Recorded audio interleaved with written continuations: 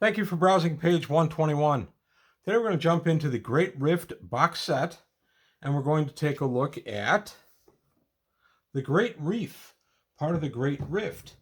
The Great Reef is significant, is an anomalous portion of space, and I'll explain a little bit. And as you can see, it borders the Aslan Hyatt right there, and is in the middle of the Great Rift. So it causes problems, and I'm going to go into the details on that in just a moment.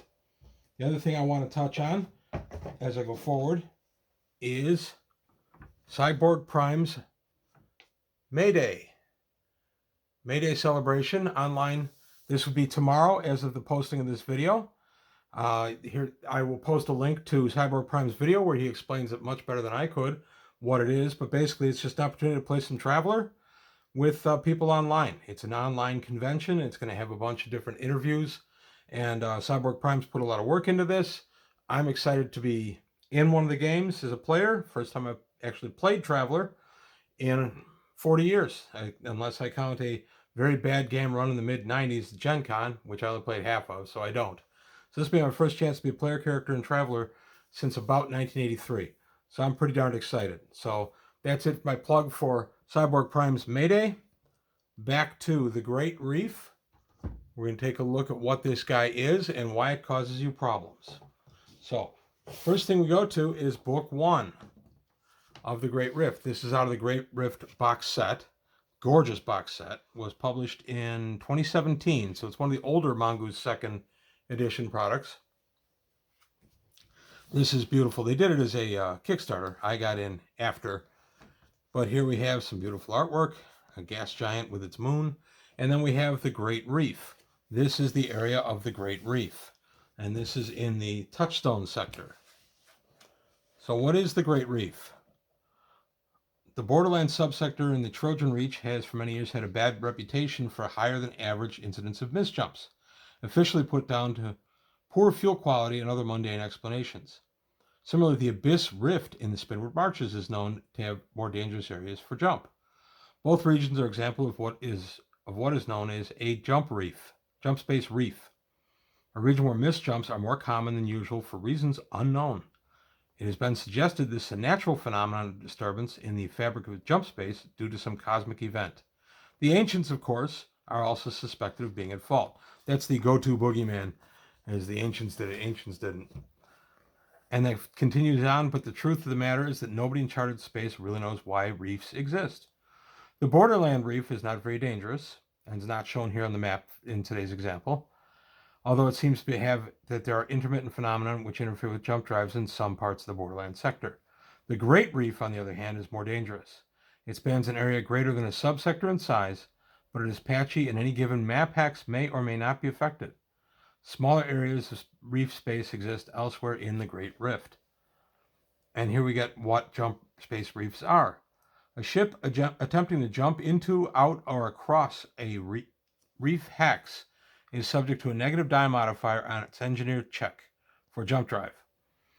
For a minor reef, such as the Borderland Reef, a die modifier -1 is applied on an intermittent basis. A major reef imposes die modifier -D3 as it fluctuates over time.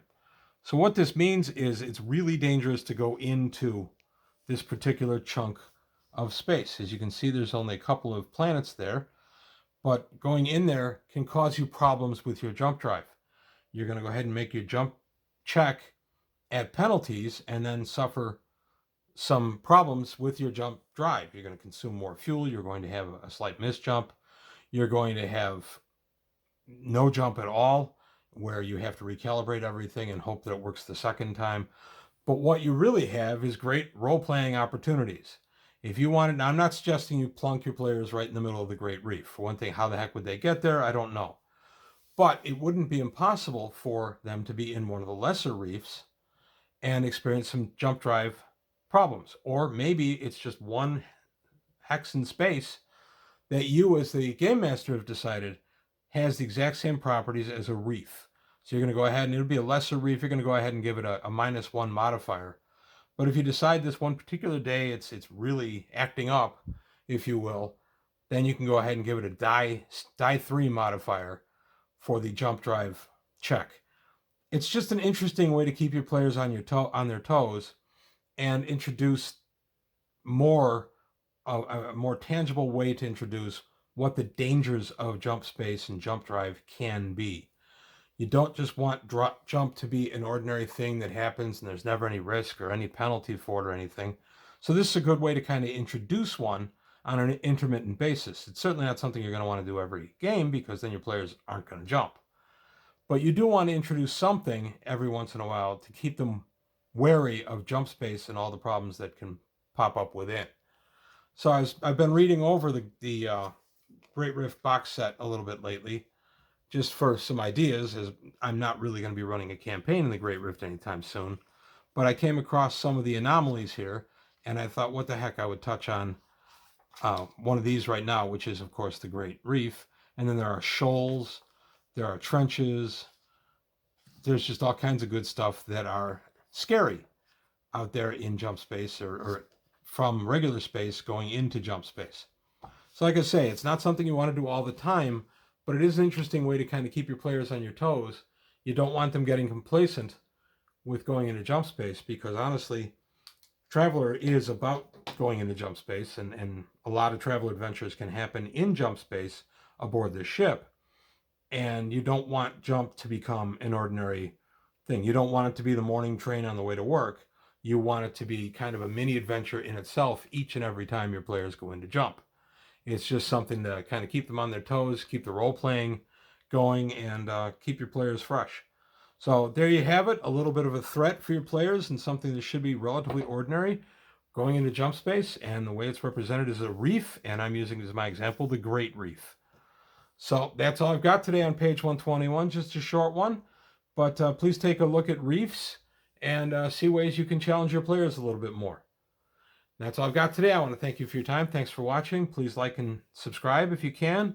And please remember the Patreon. And I'll see you next time on page 121.